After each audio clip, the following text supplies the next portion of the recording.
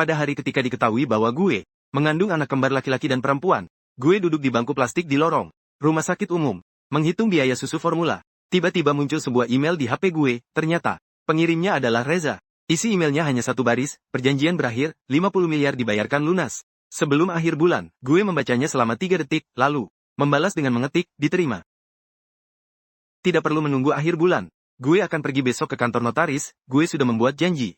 50 miliar. Untuk kedua anak, masing-masing 2,5 miliar sudah cukup. Hari setelah menandatangani perjanjian, gue keluar dari rumah keluarga Reza dengan ransel di punggung. Matahari di luar sangat terik.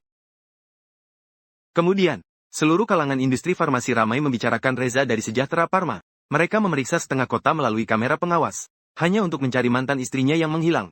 Setelah membawa 5 miliar dan menghilang, diantar ke pintu masuk supermarket B di rumah sakit, 6 atau 7 orang menggendongnya.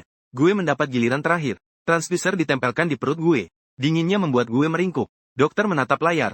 Ekspresinya berubah dari tenang menjadi bingung. Lalu dari bingung menjadi terkejut. Transduser dipindahkan ke beberapa posisi. Berulang kali memastikan, ini kehamilan alami. Ya, katanya sambil melepas kacamata, membersihkannya. Lalu memakainya kembali untuk memeriksa 2 kantung kehamilan. Kembar laki-laki dan perempuan keduanya memiliki detak jantung. Otak gue berdesing. Kembar laki-laki dan perempuan, keluar dari supermarket B. Kaki gue terasa lemas. Duduk di kursi plastik di koridor, gue mengeluarkan HP dan membuka kalkulator. Susu formula, 1.800 per anak per bulan. 2 anak 3.600. Popok, 700 per anak, 2 anak 1.400. Biaya pemeriksaan kehamilan, suplemen nutrisi, dan kelas pendidikan dini nanti. Angka-angka itu terus bertambah besar. Gue mematikan kalkulator, menatap langit-langit dengan bingung. Di bagian atas layar HP muncul pesan baru. Ternyata dari Reza. Gue terkejut sejenak. Reza adalah suami yang gue temukan di biro jodoh dan menikah dengannya berdasarkan perjanjian. Dia tidak pernah mengirim gue email. Jika ada urusan, dia selalu menyuruh asistennya menyampaikan, atau menempelkan catatan di meja dapur. Gue membuka email. Judulnya, mengenai pengakhiran perjanjian. Isinya sangat singkat. Bu Sinta, setelah mempertimbangkan, memutuskan untuk mengakhiri perjanjian ini lebih awal. Terlampir adalah surat pengakhiran perjanjian dan rencana penyelesaian harta. Jumlah penyelesaian sebesar 50 miliar rupiah. Mohon menyelesaikan proses pindah sebelum akhir bulan ini. Jika ada pertanyaan, silakan hubungi pengacara Cakra Reza 5 miliar. Gue memegang HP. Punggung gue berkeringat. Bukan karena dingin, tapi karena senang. Membuka kotak balasan. Jari-jari gue sangat tenang. Halo, Dr. Reza. Gue sudah menerima surat dari kantor notaris. Gue yang akan membuat janji. Tidak perlu menunggu akhir bulan. Apakah besok ada waktu? Mari kita selesaikan besok. Mengirim pesan, gue meletakkan HP di atas lutut. Menatap jendela kotor di koridor. Gue perlahan mengangkat sudut bibir. Kembar naga dan Phoenix 5 miliar. Menunduk dan mengusap perut gue. Suara bisik gue hanya bisa gue dengar sendiri. Masing-masing 2,5 miliar. Kalian berdua nanti tidak akan kekurangan apa-apa. Keesokan paginya, di kantor notaris. Tempat yang gue pilih harus sejauh mungkin dari wilayah keluarga Reza. Di lantai 4 gedung perkantoran di selatan kota. Reza tidak datang. Yang datang adalah pengacara pribadinya, Cakra. Setelan jas rapi. Kacamata bingkai hitam. Dengan tas dokumen di ketiaknya. Bu Sinta, ini adalah surat perjanjian pembatalan dan rincian penyelesaian. Silakan periksa. Pak Reza telah memberi kuasa penuh kepada saya. Gue mengambilnya. Langsung membalik ke halaman terakhir. Pihak A, ditandatangani dengan cap kuasa firma hukum. Disertai surat kuasa di sampingnya. Mengambil pulpen di atas meja. Gue menandatangani nama gue di kolom pihak B. Mata Cakra berkedip sebentar. Bu Sinta, apakah Anda tidak ingin memeriksa klausulnya? Yang berkaitan dengan selanjutnya tidak perlu. Cukup. 5 miliar sudah masuk rekening. Gue mengembalikan perjanjian itu. Dia membuka mulutnya lalu menutupnya lagi. Dia tampaknya telah menyiapkan serangkaian skenario untuk hari ini. Bagaimana jika gue menangis? Bagaimana jika gue membuat keributan? Bagaimana jika gue ingin bertemu Reza? Semua itu tidak terpakai. Keluar dari gedung perkantoran. Hujan gerimis turun di luar. Gue membuka payung lipat. Menarik napas dalam-dalam, lalu pulang ke rumah Reza untuk membereskan barang-barang. Gue memilih waktu siang hari. Ibu Reza sedang di salon kecantikan. Riko di sekolah, dan pembantu sedang istirahat di dapur. Tak ada yang memperhatikan. Barang-barang gue tak banyak. Cukup dimasukkan ke dalam satu tas ransel. Lemari di kamar tidur cadangan setengahnya berisi barang-barang gue. Beberapa pakaian musim, 3 buku, dan tas sekolah. Pintu kamar tidur utama di sebelahnya terbuka setengah. Sudah setahun gue tak masuk ke sana. Sebelum pergi, gue melirik meja nakas di samping tempat tidur. Di atasnya tergeletak sebotol obat pelindung hati. Sepertinya dia punya masalah hati. Bekerja tanpa henti, lembur, dan negosiasi kerjasama selalu diiringi minuman keras. Pernah suatu kali gue bangun tengah malam untuk minum air. Mendengar suara dari kamarnya. Pintunya tidak tertutup rapat. Dari celah pintu, gue melihatnya membungkuk di tepi tempat tidur. Satu tangan menopang lututnya. Wajahnya pucat, raut wajahnya penuh penderitaan. Keesokan harinya, gue membeli sebotol dan meletakkannya di depan pintu kamarnya. Setiap kali hampir habis, gue diam-diam menggantinya dengan yang baru. Dia mungkin mengira itu dibeli oleh Bi. Gue mengambilnya dan memeriksa. Masih tersisa sepertiga, lalu mengembalikannya. Botol terakhir habis, lalu tidak ada lagi. Dari lemari sepatu di ruang masuk, gue memotong kartu identitas dan kunci cadangan. Tanpa meninggalkan catatan. Pintu tertutup di belakang gue. Suaranya sangat pelan. Gue membawa tas keluar gerbang kompleks perumahan. Stasiun MRT berada 200 meter di depan, gue menggesek kartu untuk masuk. Gerbang berbunyi, dri, dan lampu hijau menyala. Tiba-tiba gue merasa suara itu sangat indah. Seperti suara yang menandakan lolos. Di MRT tidak banyak orang. Gue mencari sudut untuk duduk. Membuka HP dan membuka aplikasi bank. 50 miliar telah masuk. Deretan angka 0 yang panjang terpampang di layar. Gue menghitungnya 2 kali. Memastikan tidak salah lihat. MRT tidak terlalu ramai. Gue mencari sudut untuk duduk. Membuka HP dan melihat aplikasi bank. 50 miliar telah masuk. Deretan angka 0 yang panjang terpampang di layar. Gue menghitungnya 2 kali. Memastikan tidak salah lihat. Gue mengatur kecerahan layar ke level terendah. Orang di sampingnya melihat 5 miliar. Apa artinya angka itu? Gaji bulanan gue di bagian nutrisi sejahtera Parma adalah 7 juta. Jika tidak makan dan minum, butuh 5.952 tahun. Sekarang uang itu sudah ada di rekening gue. Gue bersandar di kursi dan menghembuskan napas pelan. Lalu membuat sebuah keputusan. Setelah keluar dari MRT, gue tidak mencari apartemen murah. Gue memesan taksi menuju perumahan Danau Indah di bagian utara kota. Perumahan ini sudah lama gue incar, kawasan villa tepi danau dengan halaman. Lantai dasar dilengkapi taman pribadi, tenang dan privat, cocok untuk membesarkan anak. Dulu, saat lewat, gue hanya melirik sebentar lalu pergi. Bahkan tidak berani masuk ke kantor penjualan. Hari ini berbeda. Saat masuk ke kantor penjualan, gadis di meja depan melirik gue. Senyumnya ramah, tapi matanya tajam. Selamat siang. Bu, tipe unit apa yang Anda cari? Tipe terkecil di sini. Harganya mulai sekitar 7 miliar. Dia mengucapkan angka 7 miliar dengan nada yang sangat tegas. Gue berkata, gue tidak mau yang kecil. Apakah masih ada villa lantai 1 dengan taman? Dia tersenyum kaku sejenak. Untuk tipe itu, harga totalnya berkisar antara 2,3 miliar hingga 2,8 miliar. Tergantung arah dan luasnya. Untuk tipe itu, harga totalnya antara 2.300 minus 2,800 miliar. Tergantung arah dan luasnya. Apakah Anda ingin tahu informasinya dulu atau langsung melihat rumahnya? Gue bilang ingin melihat rumahnya dulu. Dia mungkin merasa gue membuang-buang waktunya. Tapi tetap saja dia membawa gue ke dalam rumah. Ruang tamunya tinggi. Jendela dari lantai ke langit-langit menghadap ke taman, dan bisa melihat danau. Kedua kamar tidur menghadap ke selatan. Kamar tidur utama dilengkapi dengan walk-in closet. Gue berdiri sebentar di taman. Membayangkan dua anak kecil berlari-lari di rumput. Berapa harga unit ini? 2,6 miliar. Jika dibayar tunai, berapa diskonnya? Gadis muda itu akhirnya tak tahan lagi. Wajahnya jelas menunjukkan, Kak, jangan bercanda. Nona, jika dibayar tunai, bisa dapat diskon 2%, katanya. Tapi Anda harus menunjukkan bukti aset terlebih dahulu. Gue mengeluarkan HP, membuka aplikasi bank, dan menyerahkannya. Dia menunduk melihatnya. Lalu menatap gue, lalu menunduk lagi. Tunggu sebentar. Gue panggil manajer kami. 3 menit kemudian, manajer keluar membawa teh. Nona, selamat datang. Silakan duduk di sini. Villa ini adalah tipe percontohan dari seluruh proyek kami. Selera Anda benar-benar bagus. Setengah jam kemudian, gue membayar uang muka dengan kartu kredit. Proses pengurusan dokumen biasanya memakan waktu sekitar seminggu, tapi manajer mengatakan bisa mempercepatnya 3 hari. Saat keluar dari kantor penjualan, hari sudah hampir gelap. Angin malam bertiup dari permukaan danau, membawa uap air yang sangat menyegarkan. Gue berdiri di tepi jalan dan menelepon ibu gue. Saat keluar dari kantor penjualan, hari sudah hampir gelap. Angin malam bertiup dari permukaan danau, membawa udara lembab yang sangat menyegarkan. Gue berdiri di pinggir jalan menelepon ibu. Bu, sudah makan? Sudah, ibu mau ngomong sesuatu sama kamu. Gue sudah pindah dari rumah keluarga Reza. Perjanjiannya sudah habis masa berlakunya. Di ujung, telepon hening sejenak. Suara bel telepon terdengar. Kalau sudah habis ya sudah. Kamu lagi butuh uang? Enggak, Bu. Gue beli rumah. Beli rumah. Suara ibu gue meninggi. Dari mana kamu dapat uangnya? Dia kasih kompensasi. Cukup buat beli rumah. Ibu gue terdiam sejenak. Sepertinya sedang mencerna informasi itu. Oke. Sudah dibeli ya sudah. Akhir pekan ini aku suruh ayahmu datang lihat-lihat, ya. Setelah menutup telepon, gue menunduk dan mengusap perut gue. Anak-anak, ibu sudah beli rumah dengan taman untuk kalian.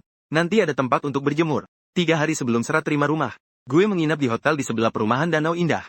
Bukan hotel bintang 5, tapi hotel bisnis yang bersih. Tapi tempat tidurnya besar, selimutnya lembut, dan tidak ada orang di kamar sebelah.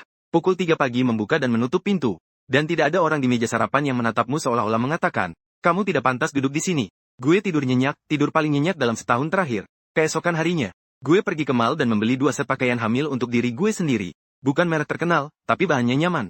Dan terlihat bagus saat dipakai. Gue juga mampir ke toko perlengkapan bayi, mendorong kereta belanja, dan memasukkan barang-barang yang dibutuhkan kedua anak gue satu persatu. 2 botol susu, 2 selimut kecil, dan 2 set baju bayi. Gue mendorong kereta belanja keluar. Sinar matahari terbenam menyinari wajah gue. Hangat sekali. Selama setahun tinggal di rumah keluarga Reza, gue tidak pernah membeli satupun barang yang gue inginkan. Bukan karena tidak mampu, tapi karena tidak ada mood. Sekarang berbeda. Gue punya 5 miliar, 2 anak, sebuah rumah dengan taman. Tidak perlu memedulikan pandangan orang lain, tidak perlu izin siapapun. Pada hari pindah, gue meletakkan ransel gue di sofa baru, menginjak rumput taman dengan kaki telanjang, menarik napas dalam-dalam. Anak-anak sudah sampai di rumah. Pada saat yang sama, pengasuh keluarga Reza berdiri di ruang tamu, berbicara kepada Ibu Reza yang baru saja pulang dari salon kecantikan. Suaranya gemetar hebat. Bu Sinta, dia sudah pergi, sudah pergi. Ibu Reza melepas kacamata hitamnya. Nada suaranya seolah-olah sedang menanyakan apa yang akan dimakan malam ini. Seharusnya dia sudah pergi sejak lama. Apakah barang-barangnya sudah dibersihkan? Dia tidak membawa apa-apa. Pakaian, barang-barang sehari-hari, kartu kredit rumah tangga yang Anda berikan padanya, semuanya ditinggalkan. Dia hanya membawa satu tas. Ibu Reza terhenti sejenak, lalu masuk ke kamar tidur cadangan. Lemari pakaiannya setengah kosong. Bukan kosong karena dibersihkan, tapi memang dari awal tidak banyak barang di sana. Ibu Reza terhenti sejenak, lalu masuk ke kamar tidur cadangan. Lemari pakaiannya setengah kosong. Bukan dikosongkan, tapi memang dari awal isinya tidak banyak. Di atas lemari sepatu tergeletak kartu identitas rumah sakit dan kunci cadangan. Tertata rapi. Di atas meja samping tempat tidur, sebotol obat pelindung hati masih tersisa setengah botol. Tidak ada catatan. Ibu Reza menatap botol obat itu beberapa detik. Tidak bisa menjelaskan apa yang salah. Tidak tahu diri. Dia menutup pintu lemari dan berbalik keluar. Malam harinya, Wina datang. Mengenakan gaun rajut dengan riasan yang rapi, dia membawa sup jamur buatan Ibu Reza dan masuk ke dalam rumah. Dia duduk dengan rapi di sofa. Kakak dengar Sinta sudah pergi, kata Ibu Reza. Pergi, Ibu Reza mendengus. Bersih-bersih. Setidaknya dia tahu diri, tapi jangan bicara begitu. Dia kan sudah menemani Reza selama setahun. Wina menunduk mengunyah sup jamur. Suaranya lembut dan sopan. Riko berlari turun dari lantai atas. Mulutnya menggigit sedotan. Kak Wina, jangan membela. Kakak memberinya 50 miliar loh. Tangan Wina yang sedang mengaduk sup berhenti sejenak. 5 miliar. Saat dia mengirim email itu, dia sama sekali tidak memberitahu sebelumnya. Cakra hanya menjalankan ketentuan perjanjian. Itu juga salah. Cakra tidak pernah menerima instruksi langsung dari Reza. Mengapa dia harus memulai prosesnya sendiri? Kecuali dia tidak memverifikasi bahwa email itu dikirim dari akun Reza. Cakra menganggapnya sebagai perintah langsung dari Reza. 5 miliar pun tertransfer begitu saja. Kuku Wina menancap ke telapak tangannya. Tapi dia segera tersenyum dan menahan emosinya. Bagaimanapun juga, yang penting Sinta sudah pergi. Saat ini, di kamar hotel Reza di luar negeri, asisten baru saja menyerahkan pemberitahuan perubahan penerbangan. Saat hendak pergi, dia menambahkan, oh ya, Pak Reza, selama beberapa hari ini, Mbak Wina datang 2 kali ke kantor Anda. Katanya untuk mengambil dokumen proyek bersama. Reza tidak terlalu memperhatikan. Setelah asisten pergi, dia membuka kotak masuk emailnya untuk memeriksa dokumen. Matanya melintas pada email teratas di kotak masuk yang sudah terkirim. Waktu pengiriman 3 hari yang lalu. Penerima adalah Sinta. Subjeknya adalah pengakhiran perjanjian. Dia tidak pernah mengirim email itu. Setelah membukanya dan membacanya, ekspresinya berubah dari kebingungan menjadi kosong. Lalu dari kosong menjadi emosi yang tak terucapkan. Dia mengambil telepon dan mengubah jadwal penerbangan menjadi penerbangan terdekat malam ini. 11 jam kemudian, Reza berdiri di depan pintu kamar tidur cadangan. Lemari pakaian setengah kosong lagi. Gelas kumur di wastafel hilang. Tirai ditarik rapi. Seolah-olah tidak pernah ada yang tinggal di sana. Botol obat pelindung hati di meja samping tempat tidur masih ada.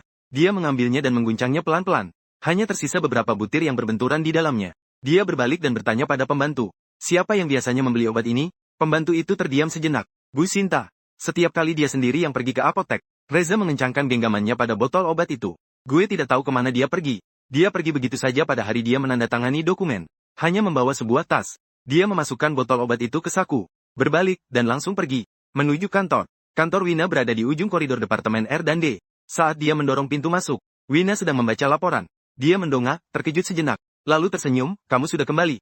Kenapa tidak memberitahu sebelumnya? 3 hari yang lalu. Siapa yang menggunakan komputer gue untuk mengirim email ke Sinta? Itu bukan pertanyaan. Senyum Wina membeku di wajahnya. Gue tidak tahu apa yang kamu bicarakan. Asisten bilang kamu datang ke kantor gue 2 kali. Catatan akses pintu bisa diperiksa. IP login email bisa dilacak. Mau gue periksa? Suasana hening selama 3 detik. Wina meletakkan laporan itu dan perlahan bersandar ke sandaran kursi. Itu gue. Lalu dia berdiri. Matanya memerah dan suaranya gemetar. Reza. Pergilah lihat bagaimana keadaannya. Dia datang dari pusat perjodohan di bagian gizi. Dia bahkan dunia kamu sendiri pun tak kamu pahami. Bersama dia berarti kamu membantu. Apa? Suara Reza tak terlalu keras. Wina terdiam seolah lehernya dicekik. Membantuku mengusir istriku. Membantuku menghabiskan 50 miliar. Untuk membeli perceraian yang bahkan tak gue ketahui. 5 miliar bukan gue. Gue tahu bukan kamu. Cakra melihat email itu dikirim dari akun gue. Dia mengikuti prosedur sesuai klausul perjanjian. Tapi email yang memicu semua ini adalah kirimanmu. Dia menatapnya. Proyek bersama. Namamu. Hari ini tarik laporan bersama untuk KTT musim panas. Ganti orangnya, Reza. Mulai sekarang, urusanmu tidak ada hubungannya denganku. Dia berbalik dan pergi. Pintu tertutup. Wina berdiri di tempatnya, tubuhnya gemetar. Dia menunggu selama 3 tahun. Dari sarjana hingga magang. Dari magang hingga manajer. Dari manajer hingga wakil direktur. Dia mengira bahwa selama Sinta menghilang, segalanya akan kembali ke jalur semula. Namun, jalur itu memang tak pernah memiliki tempat untuknya. Reza keluar dari kantor, duduk di dalam mobil, dan menghubungi nomor Sinta. HP-nya mati, dia mengirim pesan WA. Profilnya abu-abu. Pesan itu tak terbalas. Dia meletakkan HP di setir, bersandar pada kursi, dan memejamkan mata. Mobil itu sunyi. Dia teringat bulan lalu. Suatu malam larut setelah membicarakan kerjasama dan pulang ke rumah. Melewati kamar tidur cadangan. Cahaya menyelinap dari celah pintu. Dia tidak mengetuk pintu. Merasa tidak perlu.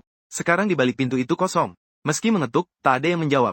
Botol obat pelindung hati yang hampir kosong di sakunya menekan pahanya. Dia mengambil HP dan menelepon Cakra. Ingin tahu di mana Sinta tinggal sekarang. Di ujung telepon, Cakra terdiam sejenak. Lalu berkata, tak perlu dicari. 3 hari lalu, Bu Sinta, istri Pak Reza, membeli sebuah villa di perumahan Danau Indah, utara kota. Seluruh proses pembayarannya ditangani oleh saya. Reza tidak berkata apa-apa. Dia menghabiskan 2,6 miliar untuk membeli rumah. Dia bahkan tidak tahu rumah seperti apa yang dia sukai. Setahun berlalu, dia tidak tahu apa-apa. Sementara itu, di perumahan Danau Indah, pemandangan yang berbeda terjadi. Gue sedang berdiri tanpa sepatu di taman, menyiram tanaman. Cahaya senja begitu lembut. Air dari gayung menyentuh daun rumput dan berkilauan. Siang tadi, gue melakukan sesuatu yang belum pernah gue lakukan di rumah Reza. Pergi ke pusat perabotan. Memilih sendiri sebuah tempat tidur besar. Berukuran 1,8 meter, yang paling empuk. Lalu memilih satu set perabotan kamar anak. Penjual mengatakan bisa membeli satu set dulu. Nanti kalau kurang bisa ditambah di rumah. Gue bilang tidak perlu. Nanti tolong siapkan 2 set yang persis sama. Penjual menatap gue. Mungkin mengira gue membelinya untuk orang lain. Anda beli 2 set tempat tidur anak? Berapa anak di rumah Anda? 2 kembar, laki-laki dan perempuan. Ekspresi penjual itu persis sama dengan dokter USG tadi pagi. Saat gue menggesek kartu, dia tersenyum lebar sepanjang waktu. Mungkin merasa hari ini bertemu Dewa Rejeki. Menghabiskan sepanjang sore untuk menyelesaikan semuanya. Termasuk tempat tidur bayi, kereta dorong, kursi mobil, dan 2 unit sterilizer. Setiap barang gue pilih 2 set. Saat mendorong kereta belanja keluar dari toko perlengkapan bayi, isinya menumpuk seperti gunung kecil. Seorang ibu yang lewat menoleh ke arah gue 2 kali. Gue menunduk dan bicara pada perut gue, kalian berdua belum lahir. Tapi ibu kalian sudah menghabiskan lebih dari 300 juta. Nanti harus berbakti ya. Setibanya di rumah, saat sedang menyiram bunga. Ibu dan ayah gue. Apakah tubuhmu kuat? Menanggungnya, apakah kamu kekurangan uang? Kalau tidak, ya sudah. Dia menepuk bahu gue.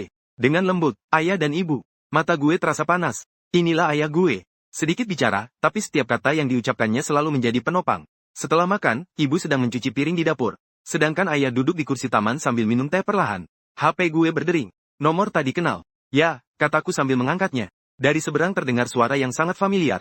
Yang sudah lama tidak berbicara padaku dengan kalimat lengkap. Sinta, di mana kamu? Ini Reza. Dokter Reza, suara gue datar. Perjanjiannya sudah diselesaikan. Gue tidak berkewajiban melaporkan keberadaan gue padamu. Di ujung telepon terdiam sejenak. Email itu bukan gue yang kirim. Gue tahu dia jelas tidak menduga jawaban ini. Gue tahu. Email Dokter Reza tidak pernah diakhiri dengan titik. Setiap kalimat di dalamnya diakhiri dengan titik. Gue bersandar pada ambang pintu taman. Nada suara gue seperti sedang mengobrol. Tapi itu tidak penting. Uang sudah masuk, tanda tangan sudah ada. Urusan selesai. Di perjanjian itu tidak ada tanda tangan gue. Hanya kap firma hukum. Secara hukum, lalu apa yang akan Anda lakukan? Mengambil kembali 5 miliar. Dia tidak menanggapi. Kalau tidak ditarik kembali, ya sudah. Kataku, Dokter Reza, jangan buang-buang waktu. Jadwal kerja kamu begitu padat. Kalau tidak ditarik kembali, ya sudah. Kataku, Dokter Reza, jangan buang-buang waktu. Jadwal kerja kamu begitu padat. Sinta. Kalau yang kamu beli bukan. Gue tidak menyangka dia akan menyinggung hal itu. Diam 2 detik. Beli di apotek. 10.000 per botol. Hati kamu tidak sehat. Kurangi minum alkohol. Di ujung telepon tidak ada suara untuk waktu yang lama. Gue menunggu beberapa detik. Tidak ada yang lain, gue tutup telepon, blokir nomornya. Saat meletakkan HP, ibu muncul dari dapur. Memegang seikat bawang putih. Siapa? Reza. Ibu menepuk bawang putih di atas talenan. Makan malam. Ibu panaskan semangkuk bubur untuk kamu. Tidak ada komentar. Tidak ada pertanyaan lanjutan. Semangkuk bubur sudah cukup. 3 hari kemudian, di Sejahtera Parma, Reza tidak mengadakan konferensi pers apapun. Juga tidak membuat keributan besar. Dia hanya melakukan satu hal, rapat mingguan departemen. 42 orang duduk di ruang rapat. Dia berdiri di depan, membicarakan proyek selama 20 menit, lalu mengucapkan beberapa kalimat. Terakhir, ada pengumuman. Baru-baru ini, ada yang menggunakan akun kantor gue untuk memalsukan email dan berpura-pura menjadi gue untuk berkomunikasi dengan keluarga gue, yang mengakibatkan konsekuensi serius. Setelah diselidiki, pelakunya adalah Wina dari Departemen R&D. Dokumen terkait telah diserahkan ke Departemen Pengawasan Perusahaan. Dia menutup laptopnya dan mengakhiri rapat. 42 orang terdiam. Begitu dia keluar dari ruang rapat, seluruh lantai menjadi heboh. Ke-42 orang itu terdiam seketika. Begitu dia keluar dari ruang rapat, seluruh lantai menjadi heboh. Bagaimana kabar itu menyebar? Awalnya dari grup karyawan Departemen Pemasaran, lalu ke grup gosip seluruh perusahaan. Dalam waktu kurang dari 24 jam, seluruh lingkaran industri farmasi sudah tahu bahwa Reza dari Sejahtera Pharma. Istrinya hilang. Tatapan rekan-rekan di Departemen R&D padanya berubah drastis dalam semalam. Dia menjadi bahan tertawaan. Tapi gue tidak tahu hal itu. Di rumah, gue sedang di kamar anak-anak, menempelkan wallpaper. Sisi kiri terlalu tinggi. Turun sedikit lagi. Warna ini tidak bagus. Ganti yang lebih terang. Biar ibu gue tidak terlalu khawatir. Punggung gue baru saja ditempel plester. Hidup berjalan seperti saat kecil, riuh, dan hangat. Gue hampir lupa masa lalu. Sampai ibu Reza datang ke rumah. Pagi itu, gue sedang menyiram bunga di halaman. Bel pintu berbunyi. Saat gue buka pintu, ibu Reza mengenakan setelan jas. Wajahnya cemberut. Riko mengikuti di belakangnya sambil memeluk lengan dan menekuk lutut. Anak di perutmu adalah darah daging keluarga Reza. Sekarang kemasi barang-barangmu dan pulanglah bersama kami. Ibu gue keluar dari rumah. Mengenakan celemek. Tangannya berlumuran tepung. Siapa kamu, berisik di depan pintu sejak pagi-pagi buta? Saya ibu Reza. Ada hal tentang anak yang perlu dibicarakan. Bicara apa? Ibu gue mengusap tangannya di celemek. Saya ibu Reza. Kita perlu membicarakan soal anak ini. Bicara apa? Ibu gue mengusap tangannya di celemek. Kalian baru ingat anak gue saat butuh anak. Dia tinggal di rumah kalian selama setahun. Pernahkah kalian mengajaknya makan sekalipun? Itu dua hal yang berbeda. Bukan dua hal yang berbeda. Saat dia tinggal di rumah kalian, kalian memintanya datang lewat biro jodoh. Sekarang dia hamil. Kalian datang mengakui hubungan keluarga. Wajah ibu dan anak itu berubah. Riko tak bisa menahan diri. Bibi, apakah kamu tahu tentang keluarga Reza kami? Tidak tahu dan tidak mau tahu. Ayah gue keluar dari dalam rumah. Punggungnya sakit. Jadi dia berjalan lambat, tapi saat berdiri di ambang pintu, punggungnya tegak lurus. Dia melirik ibu Reza tapi tidak menanggapi. Lalu berbalik kepadaku dan berkata, Wan, masuk ke dalam rumah. Angin di luar kencang. Ayah, tidak apa-apa, masuk saja. Gue mengenal nada bicara ayah gue. Dia tidak sedang bernegosiasi. Setelah gue masuk ke dalam rumah, kejadian selanjutnya diceritakan oleh ibu gue. Ayah gue hanya mengatakan satu kalimat. Anak akan mengikuti nama keluarga putri gue, Lin. Jika ingin merebutnya, ikuti prosedur hukum. Riko menyela. Apakah kalian mampu membayar pengacara? Suara gue terdengar dari dalam rumah, tentu saja mampu. 5 miliar untuk menyewa pengacara terbaik. Suasana di depan pintu menjadi sunyi. Wajah ibu Reza berubah-ubah beberapa kali. Akhirnya, dia menarik Riko pergi. Saat masuk ke mobil, pintu ditutup dengan keras. Hingga seluruh gang mendengarnya. Ayah gue kembali ke dalam rumah, duduk menggosok punggungnya. Ibu gue menggerutu sambil mengambil salep. Apa-apaan ini, datang ke rumah meminta anak seperti meminta barang. Ibu gue menggerutu sambil mengambil salep. Apa-apaan ini datang ke rumah meminta anak seolah-olah meminta barang. Gue menuangkan segelas air untuk ayah gue. Dia menerimanya, meneguk sedikit, lalu berkata, gue tidak takut pada mereka. Gue tahu malam itu orang tua gue sudah tidur. Gue duduk sendirian di taman, menatap bulan di langit. Gue mengeluarkan HP, membuka browser, dan mengetikkan kalimat di kolom pencarian. Syarat pendaftaran sertifikasi ahli gizi klinis tingkat lanjut. Gue membacanya cukup lama, lalu menyimpan halaman tersebut. Reza menemukan alamat perumahan Danau Indah dalam waktu kurang dari sehari. Namun, dia tidak langsung datang ke rumah. Dia melakukan hal yang lebih gila lagi. 200 meter di luar gerbang timur kompleks perumahan Danau Indah, ada sebuah puskesmas. Tempatnya tidak besar. Biasanya hanya ada beberapa dokter umum yang bertugas menangani pilek, demam, dan tekanan darah tinggi. Suatu pagi, di papan pengumuman puskesmas itu, muncul sebuah pemberitahuan. Mulai minggu ini, Bapak Reza, ahli dari Departemen R&D Sejahtera Pharma, akan membuka praktik di pusat ini setiap Senin dan Rabu pagi. Kabar itu menyebar lebih cepat dari virus. Senin pagi pukul 8, di depan puskesmas, sudah mengantre lebih dari 200 orang. Bukan untuk berobat, tapi untuk melihat. Orangnya, Tuan Reza. Itu, yang bekerja di bidang riset dan pengembangan di Sejahtera. Katanya dia datang ke sini untuk mengejar istrinya. Benar atau tidak? Gue dengar dari Buzang, tetangga gue. Gue dengar dari Buzang, tetangga gue. Buzang tinggal di lantai atas gue. Seorang guru pensiunan. Pusat gosip perumahan, Bu Sinta. Apakah mantan suamimu berinisial Reza? Ada apa? Ada ahli yang datang ke puskesmas untuk konsultasi. Dia ganteng banget. Banyak yang bilang dia dari Sejahtera. Gue lihat jadwal kerjanya. Senin dan Rabu pagi. Katakanlah kebetulan. Tepat di depan kompleks perumahan kita. Gue tidak menanggapi. Senin pagi. Gue keluar beli sayur. Lewat di depan puskesmas. Melirik ke dalam. Dia duduk di ruang praktik lantai 2. Mengenakan kemeja putih. Di depannya antrean panjang. Dengan serius memeriksa seorang nenek. Dengan ekspresi serius seperti sedang membuat laporan proyek. Gue mengalihkan pandangan dan pergi. Pertemuan pertama secara langsung terjadi 3 hari kemudian pada sore hari. Gue membawa pot bunga baru. Masuk dari gerbang timur kompleks. Dia berdiri di pintu masuk. Mengenakan kemeja putih sambil memegang termos. Sinta, gue melihatnya sebentar, tapi tidak berhenti untuk memasak sup untukmu. Dia mengikuti. Sup iga dan ubi jalar cocok untuk trimester awal kehamilan. Tidak perlu kamu mencicipi. Dokter Reza, gue sudah bilang tidak perlu. Gue menggesek kartu masuk pintu unit. Pintu tertutup di depannya. Dia berdiri di luar sambil memegang termos itu tanpa bergerak. Keesokan harinya, termos itu muncul di depan pintu rumah gue. Sudah dingin, ibu gue membukanya sebentar lalu menutupnya kembali. Siapa ini, Reza? Ibu gue meletakkan termos itu di lemari sepatu di depan pintu. Malam ini gue akan merebusnya untukmu. Dia memang kuat. Sejak hari itu, termos itu muncul tepat waktu setiap hari. Pagi-pagi bubur, siang hari sup, kadang-kadang ada buah yang sudah dipotong. Gue belum pernah menerimanya. Setiap malam, ibu gue meletakkan termos itu di luar pintu. Suatu kali gue mengintip dari celah tirai. Dia sedang membungkuk membawa termos itu kembali. Lampu jalan memanjangkan bayangannya. Hari Sabtu, hari pemeriksaan kehamilan. Hujan lebat. Gue memesan 3 taksi online, semuanya dibatalkan. Berdiri di bawah atap pelindung di pintu masuk kompleks. Sambil memegang HP siap memesan yang keempat. Sebuah mobil hitam berhenti di depan gue. Kaca jendela diturunkan. Itu dia, naiklah, Sinta. Katanya dengan nada sedikit terburu-buru.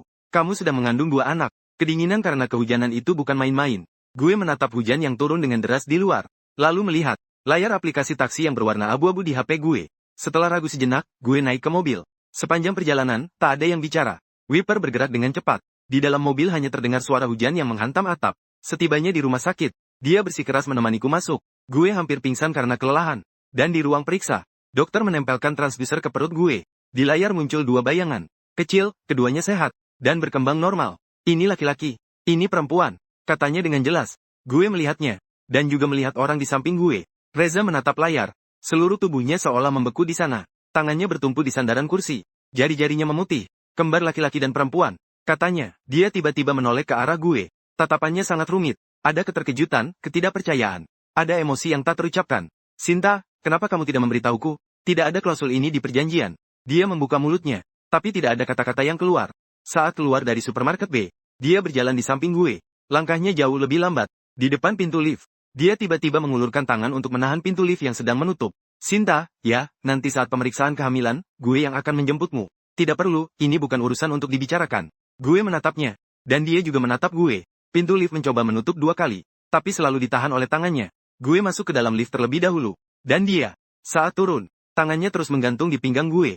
Tidak menyentuh tapi selalu ada di sana. Seolah takut gue terjatuh. Di perjalanan pulang, hujan sudah berhenti. Dia memarkir mobil di depan kompleks perumahan. Tidak mematikan mesin. Terima kasih, kataku sambil membuka pintu mobil. Sinta, gue menoleh. Dia duduk di kursi pengemudi menatap gue. Lalu setelah beberapa saat berkata, maaf. Gue tidak menjawab. Menutup pintu mobil, dan pergi. Baru setelah masuk rumah, gue menyadari telapak tangan gue penuh keringat. Sejak hari itu, cara Reza mengejar gue berubah. Tidak lagi hanya sebatas termos dan puskesmas. Dia mulai muncul di setiap celah dalam hidup gue. Pemilik toko buah di gerbang kompleks berkata padaku, Bu Sinta, ada seorang pria yang bilang padaku, kalau kamu beli buah nanti, catat saja di akunnya. Katanya, jangan hiraukan dia.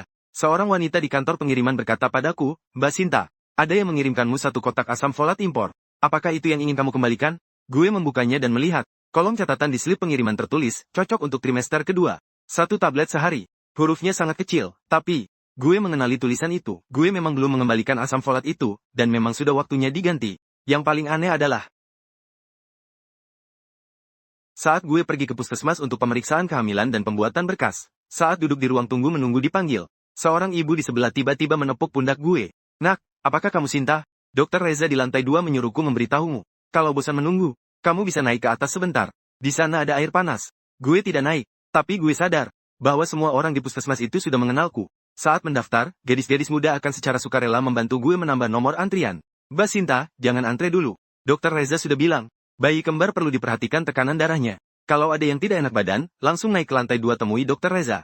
Dia mengubah seluruh puskesmas menjadi markas pengejarannya. Gue tidak tahu harus marah atau tertawa. Ibu gue malah menyadarinya. Suatu malam saat makan, dia tiba-tiba berkata, orang yang namanya Reza itu setiap hari berkeliaran di depan kompleks perumahan.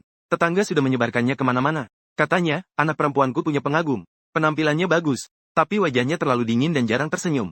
Gue menunduk makan dan tidak menanggapi. Bu, Li bahkan datang menanyakan padaku, Dokter Reza itu memeriksa tekanan darah istrinya dan memberi resep yang sangat ampuh. Mau coba? Bu, gue tidak bilang apa-apa. Ibu menaruh sepotong sayuran ke mangkuk gue, makanlah. Ayah di samping meneguk tehnya. Lalu berkata dengan santai, kalau mau mengejar, tunjukkan sesuatu yang nyata, ayo. Jangan cuma taruh termos di depan pintu. Seluruh meja hening. Ayah gue selesai minum teh lalu berdiri pergi ke taman. Meninggalkan gue dan ibu gue saling menatap. Akhir-akhir ini, siang hari gue istirahat untuk janin, malam hari membaca buku. Halaman web yang gue simpan itu, sudah gue buka entah berapa kali. Ujian sertifikasi ahli gizi klinis tingkat lanjut, 4 mata pelajaran. Diadakan 2 kali setahun. Batas pendaftaran tanggal 10 bulan depan. Gue sudah membeli semua buku teksnya. 4 buku tergeletak di meja samping tempat tidur. Lebih banyak dari botol obat pelindung hati. Setiap malam setelah orang tua tidur, gue duduk di taman membaca. Serangga di halaman bersuara nyaring. Cahaya lampu jalan cukup untuk membaca huruf-huruf. Suatu hari gue membaca hingga pukul 1 dini hari. Mendengar suara pintu mobil ditutup dari sebelah. Gue melirik melalui celah tembok halaman. Ternyata Reza baru pulang kerja dari kantor. Dia berdiri di samping mobil tanpa langsung pergi. Menengadah melihat lampu di taman rumah gue masih menyala. Dia melihat sebentar, mengangkat sebuah termos dan meletakkannya di depan pintu rumah gue. Lalu berbalik dan pergi. Dia melihat sebentar, mengangkat sebuah termos dan meletakkannya di depan pintu rumah gue. Lalu berbalik dan pergi. Keesokan paginya, saat gue membuka pintu, ada selembar catatan tempel di samping termos itu. Di atasnya tertulis satu kalimat, jangan begadang terlalu larut. Gue mencabut catatan tempel itu dan menyisipkannya di halaman kosong di bagian depan buku pelajaran. Ujian akan diadakan sebulan kemudian. Hari itu gue pergi ke tempat ujian sendirian. Saat keluar, langit sudah gelap. Di HP gue ada 23 pesan. Titik. Dari ibu, ayah, Buzang, dan satu lagi dari Reza. Entah kapan, gue menghapus namanya dari daftar blokir. Mungkin suatu malam larut, dalam keadaan setengah sadar dan gelap. Pesannya singkat, kamu baik-baik saja. Waktu pengiriman pukul 3 sore. Gue tidak tahu bagaimana dia tahu gue ujian hari ini. Setelah berpikir sejenak, gue membalas 2 kata, cukup baik. Hari hasil ujian keluar. Keempat mata pelajaran lulus. Gue duduk di kursi taman, memegang HP dan melihat lama halaman hasil lulus itu. Gue tidak menangis, tapi mata gue terasa panas. Ibu gue keluar dari rumah membawa sepiring semangka yang sudah dipotong. Lulus, lulus. Ayo makan semangka, katanya. Ayah gue di sampingnya mengangguk, seolah memberi selamat. Malam harinya, gue mengunggah satu postingan di Wastatus. Tanpa teks, hanya sebuah foto. 4 buku pelajaran bertumpuk. Dengan lembar hasil ujian di atasnya. Like pertama di bawah postingan itu dari Reza. Yang kedua dari Buzang, dan yang ketiga dari perawat yang mengukur tekanan darah.